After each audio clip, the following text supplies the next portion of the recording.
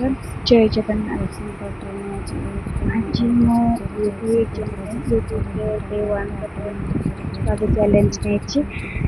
ଇଏ ଏକ୍ଜାମ୍ ଅଛି ଏପ୍ରିଲ 29 ଆଉ 30ରେ, କିନ୍ତୁ ମୋର ଏପର୍ଯ୍ୟନ୍ତ ଆଡମିଟ୍ କାର୍ଡ଼ ଆସିନି। ଏକ୍ଜାମ୍ ପାଇଁ ପ୍ରିପାରେସନ୍ ତ ଚାଲିଛି। ମୁଁ ମୋର 3 ମନ୍ଥ ହେଲାଣି ପ୍ରିପାରେସନ୍ ଚାଲିଛି, କିନ୍ତୁ ୟୁଟ୍ୟୁବରେ ଆଜି ମୋର ଡେ ୱାନ୍ର ଚ୍ୟାଲେଞ୍ଜ ମୁଁ ନେଇଛି ପାଠ ପଢ଼ିବା ପାଇଁ।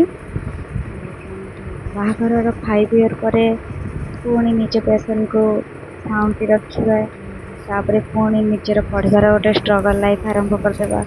ନିଜକୁ ମୋଟିଭେଟ୍ କରି ନିଜେ ପଢ଼ିବା, ଘରର ଦାୟିତ୍ୱ ସମ୍ଭାଳୁ ତ ଏସବୁ ଟୋଟାଲି ଭୁଲି ହିଁ ହେଇଯାଇଥିଲା। ନାଇଁ, ମୁଁ କିଛି ପାରିବି, ସେସବୁକୁ ଟୋଟାଲି ହିଁ ମାଇଣ୍ଡରୁ ଚାଲି ଯାଇଥିଲା। ଏବେ ନୂଆ କରି ପୁଣି ବଞ୍ଚିବା ଆରମ୍ଭ କରିଛି। ସବୁ ଭଗବାନଙ୍କର ଇଚ୍ଛା, କେମିତି ଆଗକୁ ସବୁ କିଛି ଠିକ୍ ଠାକ୍ ହେଇଯାଉ। ଯେଉଁ ଲକ୍ଷ୍ୟ ନେଇ ମୁଁ ପାଠ ପଢ଼ିବା ଆରମ୍ଭ କରିଛି, ମୋ ଭଳି ବି କେତେ ମାଆ ବି ପଢ଼ିବା ଆରମ୍ଭ ଏମିତି କରୁଥିବେ। ଯିଏ ବି ନ କରିଛନ୍ତି ସେମାନେ ବି ଆରମ୍ଭ କରିଦିଅନ୍ତି। ହଁ, ନିଶ୍ଚିତ ଆମେ କିଛି ନା କିଛି କରିପାରିବା।